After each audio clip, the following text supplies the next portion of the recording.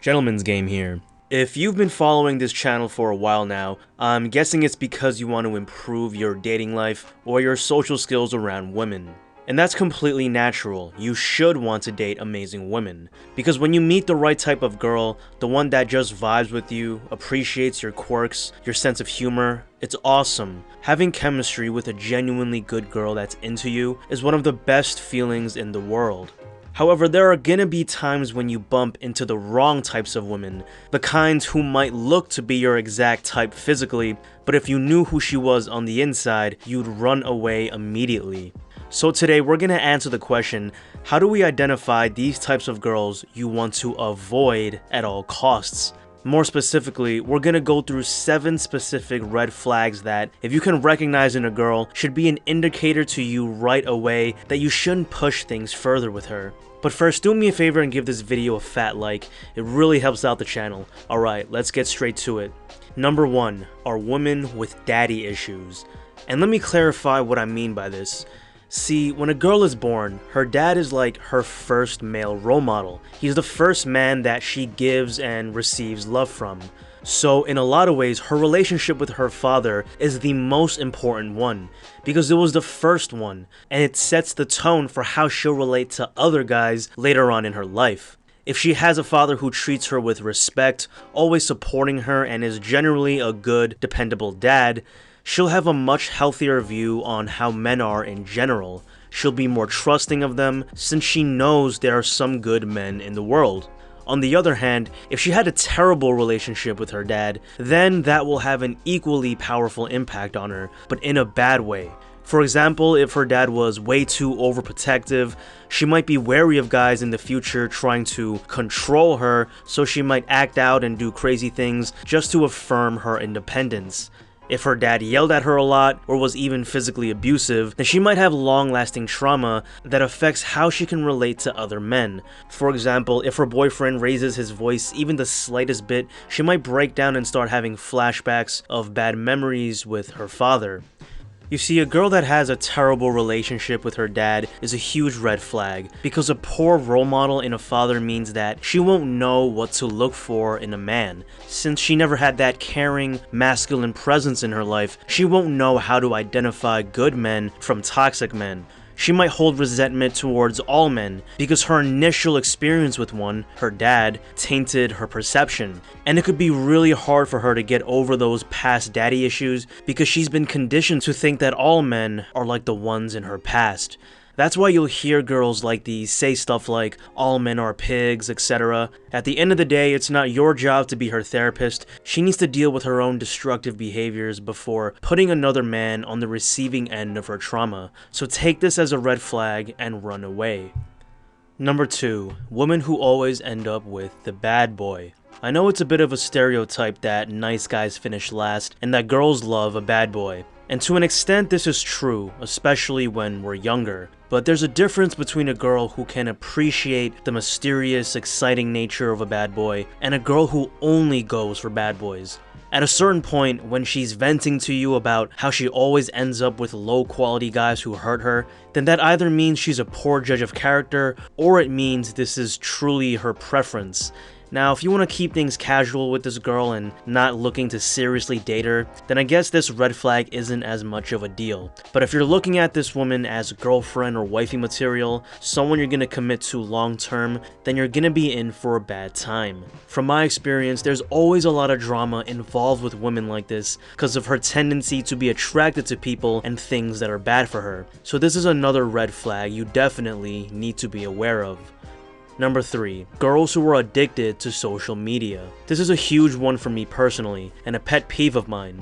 There are few things that turn me off more than a girl who literally can't put her phone down, even during important life events. Reason being, girls who use social media all the time crave attention and validation way too much. And since she uses social media as a way to gain approval and validation from her peers, it means that those artificial numbers on the screen constitute a big part of her self-esteem, her self-image. And so it's this nasty downward spiral. She's hooked on the validation, the likes, the comments.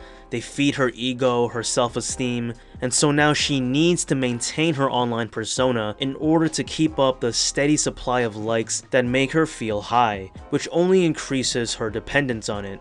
This is why I always compare women who are addicted to social media to guys who are addicted to porn.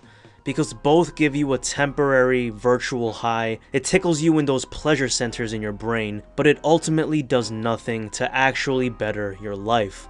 So definitely take notice if your date is constantly scrolling through Instagram on your first date, because it's a big red flag. Number 4, if she already has a boyfriend.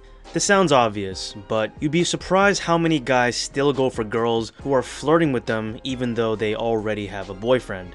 It's probably because most guys think with the wrong head, if you know what I mean. So let's say you meet a girl through some friends, you ask her out on a dinner date, and she says yes. Then once you two are at the restaurant, she admits to you that she has a boyfriend, but she still wants to be friends. Well, if a girl would go on a date with a dude who made it clear that it was a date, then tries to get him to be her friend instead, you know what that tells me? It tells me that she's secretly playing the field while she has a boyfriend, and she's trying to line up potential backup plans in case her current relationship doesn't work out. And even if things magically do work out between you and her, let's say she breaks up with her boyfriend cause she likes you more. Well, there's nothing stopping her from doing the exact same thing to you once she meets another guy she likes more than you. So next time a girl is flirty or goes on a date with you, even when she's already in a relationship, take that as a huge red flag and run. Number 5, women who are flakes. So this one is actually a pet peeve of mine, not just with women, but with people in general. If you're not aware of what a flake is, basically it's someone who tells you they're gonna be somewhere, but then they don't show up. For example, if she agrees over text to meet you somewhere for a date, but then on the day of it she doesn't show up and ignores all your texts, I'm pretty sure I don't need to tell you that trust is such an important aspect of a strong, healthy relationship. Well, when a girl flakes on you without even letting you know, she's telling you that she's untrustworthy. And I think in general, when someone flakes on other people a lot, it communicates something about them on a deeper level, that they fail to follow through on their commitments. A girl, or guy, who flakes on their dates also tend to flake on their other commitments, whether it's her employer, her friends, even her own family maybe. You never want to be committed to someone who's scared of that word, so take flaking as one of the biggest red flags out there. Number 6, she's way too focused on the external things. If this girl that you're seeing only wants to talk about external, materialistic things like career, what type of clothes she likes, and just overall flashy things like cars and jewelry, that to me personally is a big red flag. Vain women are never very interesting, and they lack a certain depth, a centeredness that's very important to their femininity. An even bigger red flag is when they focus on external things when it comes to you especially. Like if she's way more interested in your external attributes, how much money you make, materialistic things like that, instead of your inner qualities like your values, how you treat people less fortunate, being playful and fun and not so serious all the time. That is how you know you're dealing with a narcissist, someone who's more interested in what you can do for her rather than her genuinely wanting the best for you. At the end of the day, you want your partner to like you for honorable things, or the way you make her feel, rather than the way you can make her look on the superficial level.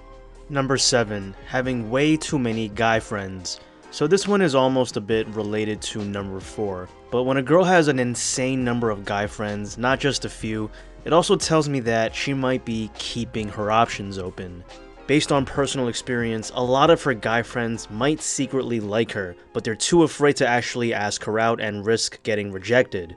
So they settle for being her guy buddy, friend zoning themselves basically. And the thing is, most of the time, girls know that these guy friends of hers might have feelings for her, but she doesn't mind because she likes the attention, the self-esteem boost. And again, she might be keeping one of these guys around as a potential backup boyfriend if things don't work out with her current partner. And even worse, these guys might be super protective of her because, as we just mentioned, they secretly want to get with her but lack the courage to ask her out. She might be stringing these guys along for her own benefit, so her guy friends might treat you with extra hostility or maybe even outright try to sabotage things between you and her. So keep this in the back of your mind if the girl you're seeing has a bunch of almost exclusively guy friends, as it may very well be a red flag. What'd you think of the list? What other red flags did I miss that you would add? Let me know in the comments down below. As always, if you want access to my exclusive new flagship course, The Gentleman's Game Plan, where I have over 7+ hours of exclusive content breaking down everything I know about dating, female psychology, and the step-by-step process from approaching a girl to taking her home, then check out the link in the description box below. Next week I have something you're not going to want to miss, so make sure to subscribe and hit the notification bell. Peace.